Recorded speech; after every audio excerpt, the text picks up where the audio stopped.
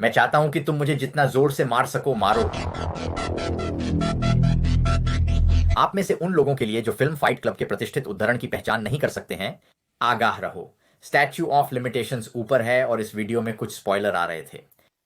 Fight club मेरी सर्वकालिक पसंदीदा फिल्मों में से एक है, और हालांकि यह 100% काल्पनिक है, मुझे वह सादृश्य पसंद है जो मुझे आपके व्यवसाय के लिए चित्र बनाने की अनुमति देता है।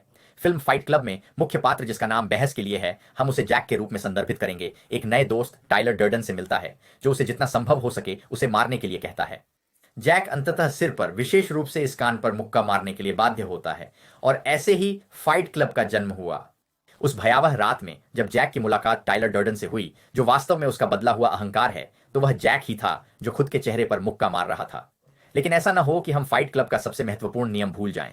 आप फाइट क्लब के बारे में बात नहीं करते, तो हम यह नियम क्यों तोड़ रहे हैं? और इससे भी महत्वपूर्ण बात यह है कि यह सब व्यवसाय से कैसे संबंधित है। व्यवसाय मालिकों के रूप में बाजार में भिन्नता हासिल करने के लिए मानक से थोड़ा भी बाहर कुछ करना भयावह लग सकता है, जैसे शायद अपने चेहरे पर मुक्का मारना।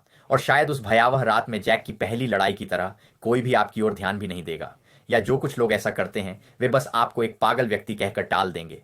लेकिन उस लेबल ने जैक को नहीं रोका, क्योंकि उसे अंदर से कुछ प्रामाणिक महसूस हुआ, और वह रात रात भर वह काम करने के लिए वापस आता रहा जो उसे जीवित महसूस कराता था, वह करने के लिए जो उसे सही लगता था।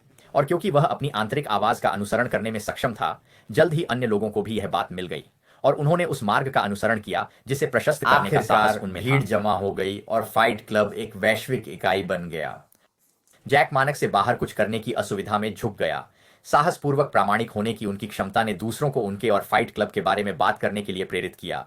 वह केवल फाइट क्लब के बारे में बात करके ही नहीं, बल्कि फाइट क्लब की हर चीज को मूर्त रूप देकर एक ब्रांड बन गए। और ऐसी दुनिया में जहां व्यवसाय और सोशल मीडिया अब एक दूसरे से जुड़े हुए हैं, क्या यही अंतिम लक्ष्य नहीं है? लगातार बाहर न भेजने के लिए मेरे संदेशों को देखें, बल्कि सामग्री को इतना प्रामाणिक रूप से प्रस्तुत करें कि यह एक ब्रांड को इतना शक्तिशाली बना दे कि अन्य लोग मदद न कर सकें, लेकिन इसके बारे में बात करें और इसे आपके लिए साझा करें। डिकोमोडिटाइजेशन क्लब में आपका स्वागत है। हम आपका इंतजार कर रहे थे।